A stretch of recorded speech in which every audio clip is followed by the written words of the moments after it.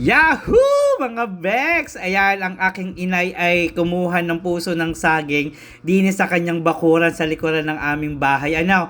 So, ay nakita niya na pwede nang gulayin ang puso ng saging, edi ginulay na. So, by the way nga pala mga Bex, ayan ay sariwa at talagang kagagaling lang sa puno ng saging.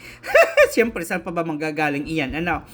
Well, pagkatapos niya lamasin, idihugasan niya sa running water ang puso ng saging. Ayan, ginayat-gayat na nga niya. By the way nga pala mga box, ayun nga pala ay nilamas niya sa asin. So, after niyang lamasin sa asin, idihuhugasan niya para mawala naman ang alat at saka yung mga dakta-dakta ng puso ng saging. Siyempre, pagkatapos nating lamasin, hugasan, edi ang mother warpek naman ay magbabalat ng bawang. Siyempre, ay panggisa. Ano? Pagkatapos naman maggisa, siyempre, ayan, dikdikin mo mother. Tulad ng pagdikdik nila sa puso ko. Well, ayan, sige, dikdikin mo ng dikdikin. Tapos, syempre, may white onion. Syempre, mayaman ang aking mother, di ba? Sige, gayatin mo ng gayatin. Tulad ng paggayat nila sa pihikang kumpuso. Well, pagkatapos nga pala mga box na gayatin niya yan, syempre, ayan, gayatin niya ng gayatin mga white onions na iyan, pampalasa din at mas masarap yan nga kung white onions ang gagamitin. Pero, mas masarap naman ga ang sibuyas Tagalog. By the way nga pala mga box, ay lulutuin namin din sa kahoy. Syempre, mas masarap ang luto pag talagang natural ang luto at hindi sa gasol, ano?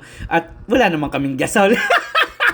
Well, ayun na nga at napaliab na nga ng aking ina ang mga apo syempre. So ayan, inuna na namin ang bawang. Gisa, sige, gisa. Diba, haluin mo ng haluin na may pagmamahal na may pait. So pinagsama-sama ko na iyan. Ayan ay may bawang at white onions. Ano? So kitang-kita niyo na mailab na, 'di ba? Mapag-apoy talaga.